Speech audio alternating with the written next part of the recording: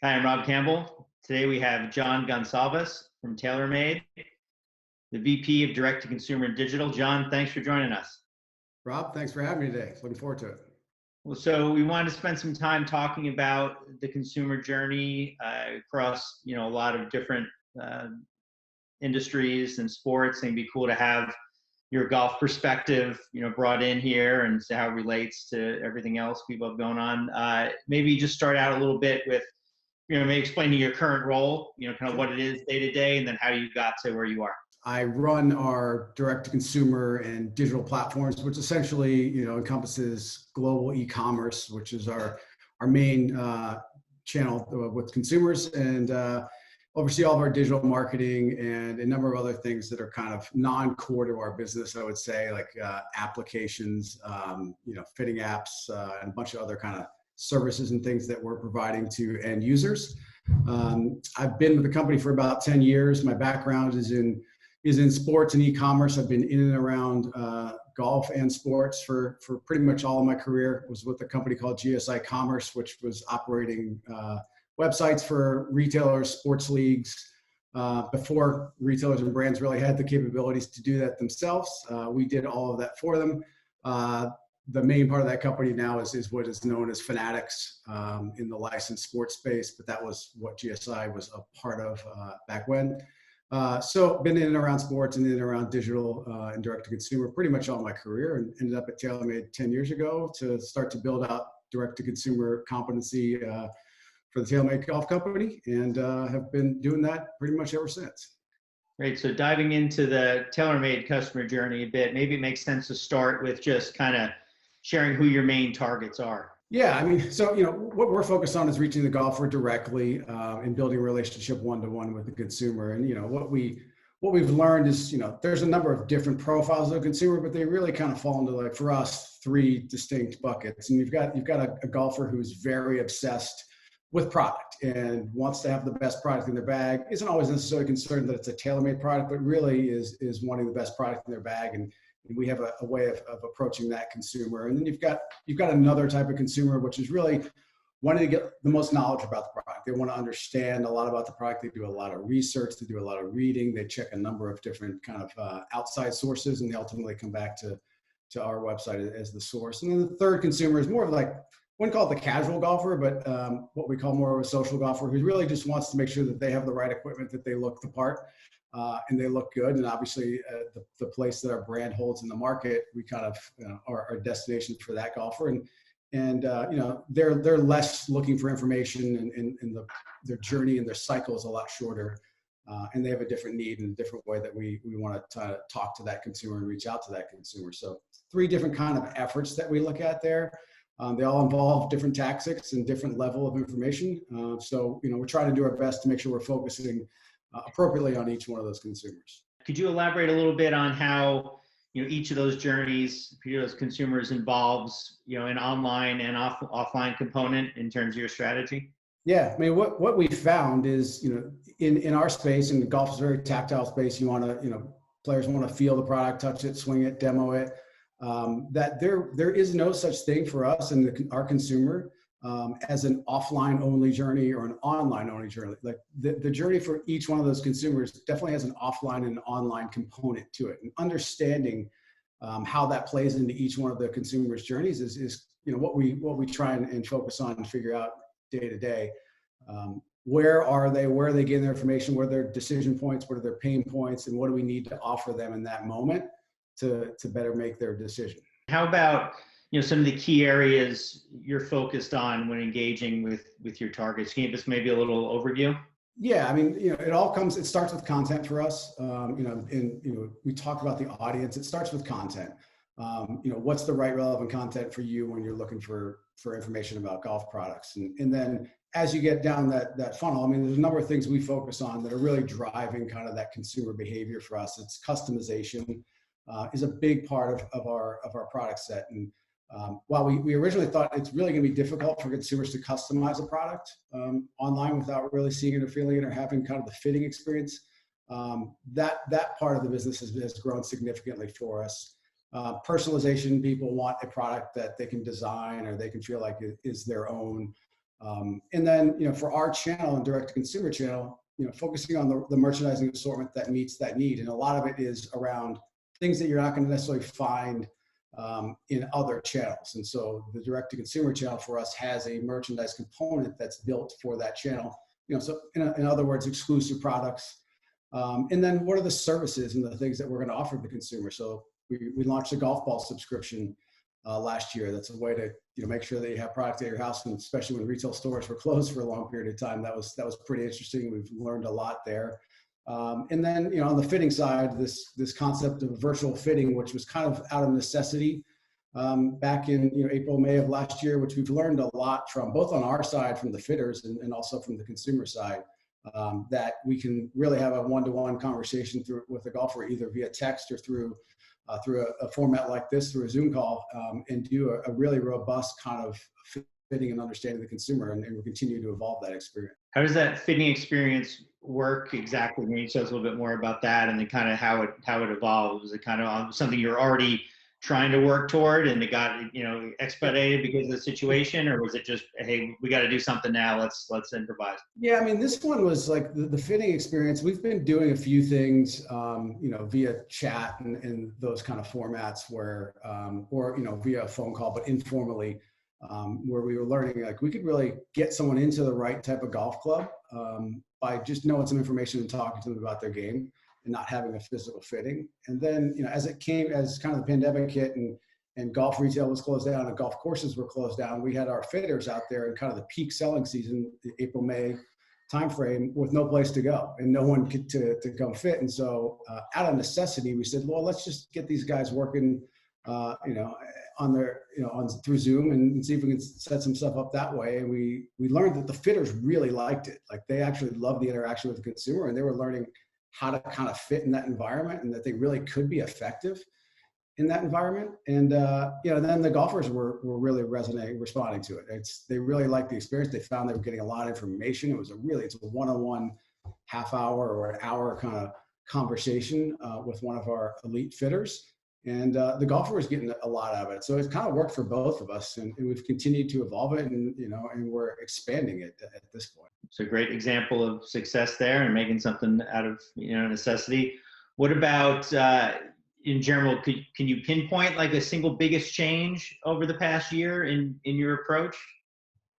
Well, I think one of the bigger things that's probably happened over the past years, I think there's the willingness to try new things and the willingness to kind of think outside the box. And I think, kind of the macro trends that you're seeing as far as the way your behavior, in your life at home has changed, the way you have things delivered now with food and beverages and, the way things, everything can be delivered to your house. Everything can be, picked up immediately in a very seamless experience. You and I talked about, the experience I had buying my daughter a softball bat, and you could have done it a year ago like this, but I got on my phone, dropped her off at the field, placed the order with the local sporting goods retailer here, pulled into the parking lot. Guy walked out. I rolled down my window. He handed me the bat, and it was seamless, and it felt normal, right? A year ago, that would have felt really strange. And so the ability to kind of adapt in this environment to things that may have been either unthinkable or outside of the box for that industry have now become more norm, and I think more accepted. Consumers are expecting it and accepting it. And I think a lot of brands, retailers are starting to think differently about how they can service the consumer better. So, I mean, that's the change. Right? There's more flexibility, more like willingness to try things. Right. And do you feel some of those changes in behavior will be settling in and then driving consumer behavior moving forward, and what their expectations are? Yeah, I think the expectations are consumers now are they're in charge. That's always kind of been the thing that has been said over the past decade, is the consumers now in charge. But I think more now than ever they are, because the only way to reach them was at their where they were, which was kind of in their house, and so you had to be creative about that. And so I think some things will go back to the way they were, but I think a lot of things have really changed and they're going to stay. I don't see a lot of things reverting back to normal, like all the stuff will go away. All of a sudden, delivery is gonna go away, and all of a sudden, this driving, click and collect, which has always been a thing, now is way more common and way more seamless. And everyone's built apps and parking spaces specifically for that. I don't think those parking spaces are going to like all of a sudden go back to normal parking spaces, so I think a lot of it's going to stick because it's just working for the end user. Shifting a little bit onto direct to consumer, how important is that channel to TaylorMade right now, and how has that importance evolved over the past year and maybe past couple of years, and kind of how do you see it trending? Yeah, I think I've always characterized golf, sporting goods in general, kind of the industry I've been in, has a little bit been slow to evolve and slow to adapt to kind of this, the digital mindset and kind of adopting digital technologies. And golf was even a little further behind the wider sporting goods world. And I think hockey actually is the one example that's even behind golf as far as the distribution and the willingness to kind of adapt. But for us, golf 10 years ago, there was no direct to consumer, brand selling direct, and so it was slow to adopt. We've adopted the last 5. And like I say, the last 5 years, it has become a bigger part of our business. In the last 2 years, it really has become a strategic part of our business go forward. Consumers and the ability to interact directly with the consumer has changed the way we look at things. I mean, the way that we can continue to tell our story of our brand and of our products and expand the share of bag. If we can connect directly with you and understand more about you, we can offer you better products, better services, all of that consumers are expecting now. So the long-term kind of relationship with the consumer is really important, with the golfer is really important to us as a brand. So the past year has certainly, I think, accelerated that. Maybe 24 months is kind of how we look at it. But we were going in that direction anyway. We just kind of caught a bit of a tailwind here, and golf as an industry has been positively affected, if you can use that term, by the pandemic, as far as one of the things that you can safely do. And so the ability for us to interact with the golfer directly during this time has been really beneficial for us. What would you say are some of the key elements of your DTC strategy? Yeah, I named a few of the things kind of before, as far as like, the product mix and merchandising and services. For us, expanding globally, strategically has been a big focus. Our business in North America is mature. Our business in Japan, I would say, on the direct to consumer side is very mature, but in markets like Europe and Korea and Australia, where direct to consumer and golf is still kind of a bit behind. Those are opportunities for us strategically expanding around the world. And then just, this idea of personalization, being able to deliver an experience to you as a golfer that fits your needs, where you are, the level of play, how you want to go out in the golf course. That personalization piece is a big part of our strategic, roadmap, making sure that we give you the right services, the right products, and we're speaking to you in the way that you want to be spoken to as a golfer. You built a DTC business out of a traditionally wholesale company. Any highlights or learnings from that process, which sounds relatively challenging? Yeah, it's there's a lot of processes kind of in the weeds that I think you got to really, we've had to focus on. The ability, obviously the ability to ship single packages and be able to do that. In some respects, we're very good at that because we've been building custom products for golfers for quite some time. And so the ability to ship out single packages to consumers and end users in a good experience, has been part of our world, but not really been our focus. But systems wide and being able to kind of do the things you need to do to interact directly with the consumer and manage that single kind of relationship, whether it's through through our sales funnel or our forecasting funnel. All of those areas we've had to retrain, decades worth of knowledge into this is it's a different path, it's a different cadence, and it requires sometimes different systems, but it also requires different thought processes. And so there's been a lot of challenges there. I think we've adapted better in the past 24, 36 months to that as the business has grown. But we're excited about being able to interact directly with golfers, and we put a lot of focus around it as a company throughout all facets, whether it's customer service, operations, finance, marketing, and the way that we talk to consumers via email or way through our social channels has really evolved. So yeah, there's a lot of things that I think you really have to to touch all of it, and you're gonna have to behave a little bit differently to do it effectively. So it's hard to address this topic and not get into a little bit of, the nuances of managing the overall ecosystem and maintaining various relationship and channels. Can you give us a little, overview of how everything kind of comes together and works for you and how you manage those challenges? Yeah, I mean, if you're kind of getting at channel conflict in those kind of things they're very common, very common in our industry, and our distribution is run through a large portion of on-course golf shops with golf professionals and retail, and then we have our own direct business.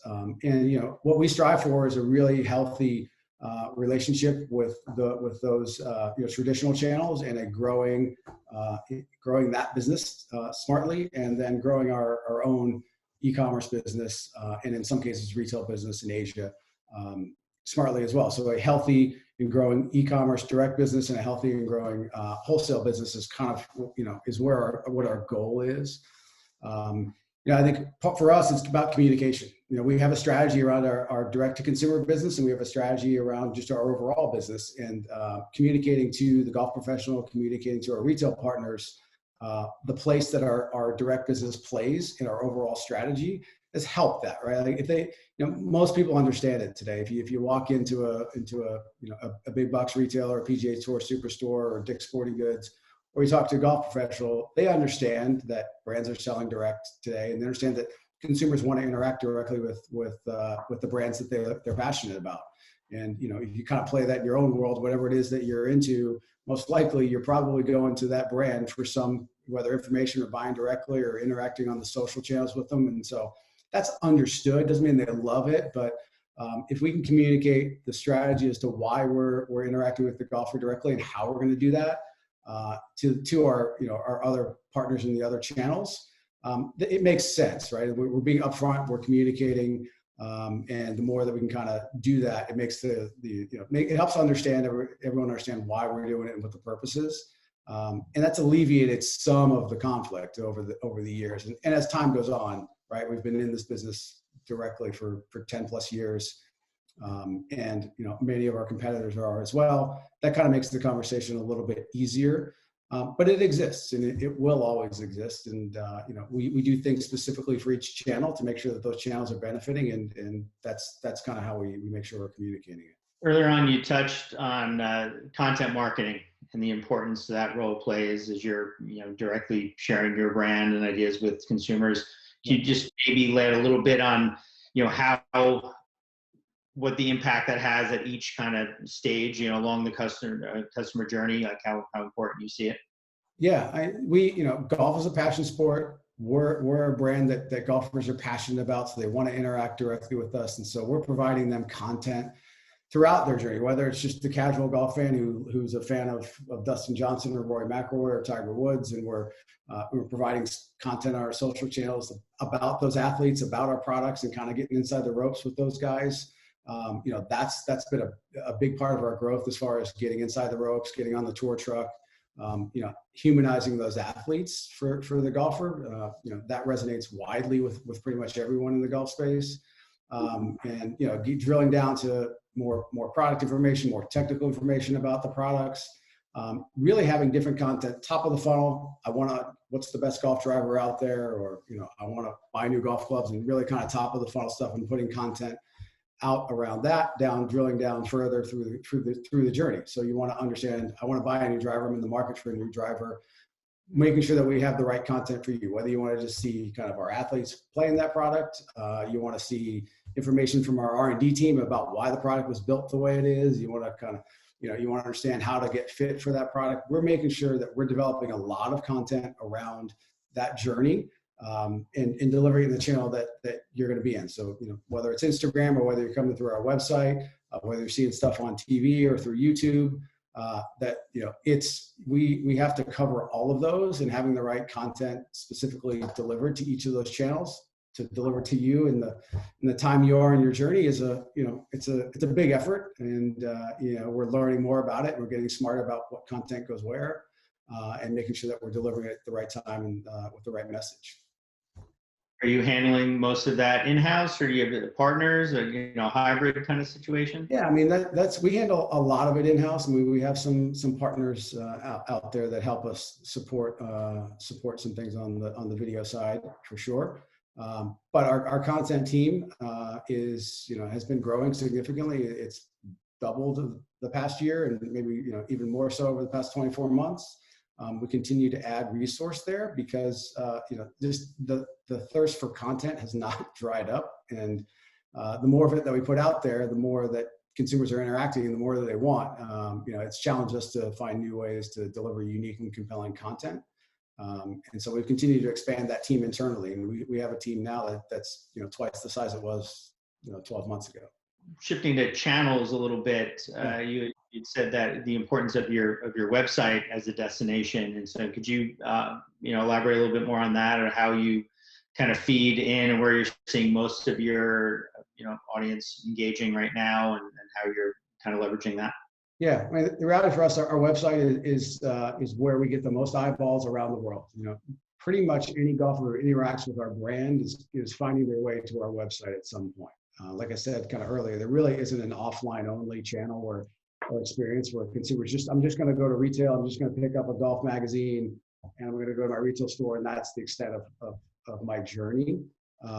You're going to find your way to our website. It's the way we launch our products now. It's the way most brands are launching their products is, you'll first hear about it through us directly. You'll first hear about it with all the materials. You'll come to our website to experience it first. We're pre-selling products on our website a lot more than we ever had before. So consumers are lining up, golfers are lining up to get the driver, 30 days before we even start delivering it to retail. And so, more and more eyeballs are coming to our website. Again, the journey is different for everyone. The level of information that you want is different for everyone. And so making sure that we've got the right content for you there. We've focused a lot of that content, social drives to our website. Our TV spots are really kind of just teasers right now to learn more at the website. And so we focus a lot more effort on delivering content, building out that content, doing customization, personalization, the ability to design your own clubs. People are spending a lot more time doing that kind of thing than they had maybe 2 or 3 years ago, designing your own putter. If we have putters that you can literally have 1 billion combinations of our Spider putter that you can create on our website. So people spend a lot of time playing around with it on that, especially nowadays when you're in your home office, you're at home and in front of your computer all day long. We're certainly seeing traffic on those kind of things pick up. But as people spend more time online, and especially mobile as well, like we're seeing mobile activity is now 60% of our traffic. Some days it's 80% of our traffic, depending on the communication we have that day. And so trying to fit everything into this little screen around our products is a fun challenge for sure. Taking a step back and more of a macro level, what is, people aren't aware, kind of where's the golf industry right now? Where is it heading? Is it seeing the boost in growth that we've seen in general outdoor and recreation? Yeah, I think golf is, over the past 20 years, I think golf is a sport that really hasn't grown. It's been, we look at participation as kind of our metric. And participation remains relatively flat and has been for a couple decades. The last boom was kind of the Tiger boom of the late 90s. But the last 12 months, golf has benefited from the kind of tailwinds of the pandemic, being a sport that you can go out and safely play. And so the industry has grown significantly. Participation numbers the past 12 months are the highest we have seen in decades. So you got a mix of new people coming into the sport, and then people that are passionate about the sport having either more time or more discretionary income to go play the game of golf. So, personally, I have not really traveled in a year. I spend a lot more time at home, working from home, and the activities are limited. And so I've got a lot more time to play golf, and that's the case for a lot of people. So you've got the core golfer who's playing a lot more golf and is either, re-energized or found the love for the game again. And then you have new entrants into the game who are just out of like, wow, that looks fun. I see a lot of people are playing golf. That's one thing I can go do. They're either picking it back up again when they've kind of gotten out of it, or they're just picking it up for the first time. And so, you've got all these new entrants that how do we keep those people in the game long term? So that's the challenge for the industry right now, but it is growing. We've had a lot of people come back to the game in the past year. And so the challenge for us is to keep those people in the game when things go back to whatever normal looks like after this. Have you addressed that specifically? Do you have a plan just for that, for kind of newcomers to try to keep them engaged? Yeah, and it's something we've been looking at as a company, as an industry for a while. So it's not new to the situation we're in, but it's been accelerated with the situation we're in. But we have a demographic that is traditionally an older demographic, leans older. It certainly leans a little bit towards the male side of things. And then where we're seeing the newest entry into the game, or where the game is growing, is at the youth level. Is female. So a decade, 2 decades ago, new entrants in the game were 90% male. Well, the biggest growing entrant in the game is youth girls. It's 35 to 40% of the new entrants into the game are women or girls, and so different than our normal consumer focus for sure. And so we're trying to evolve our content and our messaging in the way that we interact with golfers to kind of meet the need of this new influx of people that will be the future of the game over the next couple of decades, while also maintaining that the core of our audience is an older male typically, and so those are two different strategies from a product side, from a content side, that we have to kind of balance. We can't just disregard the really core part of our business, and we certainly want to continue to bring new people into the game and make sure that we're providing as an equipment manufacturer the right products, the right storytelling, the right brand for those new entrants as well. How do you address the needs and keep that new demographic engaged without neglecting what's been the core for a long time? It seems like it would be a segmentation strategy. How are you allocating resources, and how do you balance that? Yeah, I mean, I think we're very analytical about what we put out there. So every piece of content that we put out, we look at the engagement, and we understand how it's consumed, where it's consumed, and so we use a lot of data underneath that to kind of inform our decisions.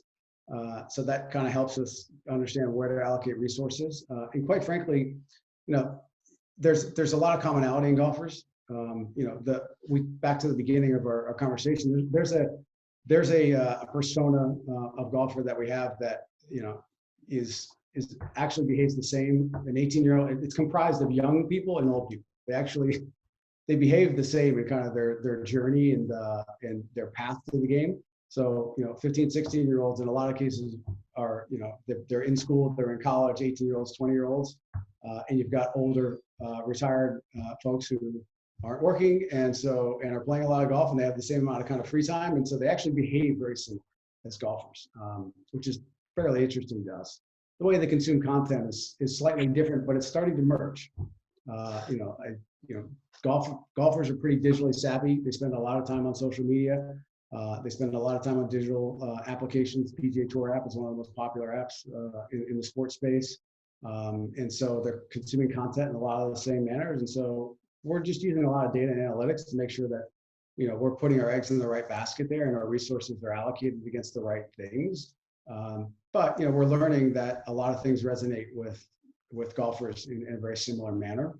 And, people, if you for those of you out there, anyone that is a golfer, you can get on a golf course and play with someone you've never met, who may be a different generation than you, or from a completely different area. And somehow when you get on the golf course, you all are speaking the same language, and you connect, right? It's one of those interesting things about the sport, that young people, old people, multi-generational, sport, that people can play together and be on a level playing field. It's pretty interesting. So it's kind of wrapping up here. If you look at those, that's a great point about the commonalities and kind of coming together, and just looking at, kind of other people that may be in your role, or, more junior roles at companies, coming up.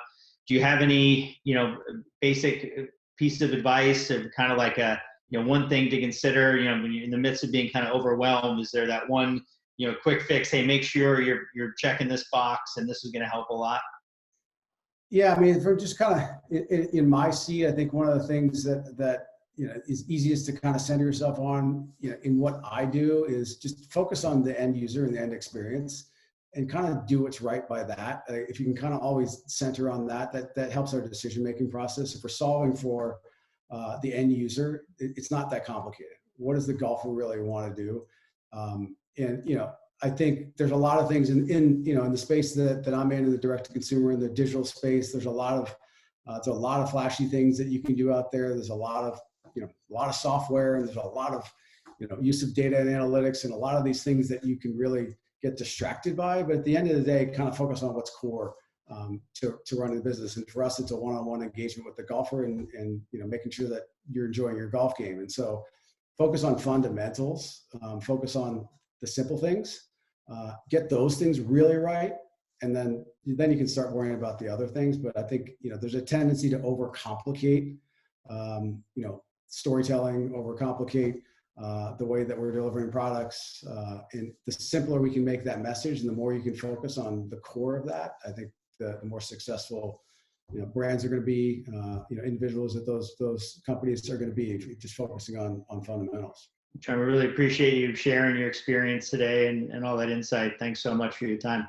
Yeah, Rob, enjoy the conversation. Nice talk. It was, I appreciate you guys having me today.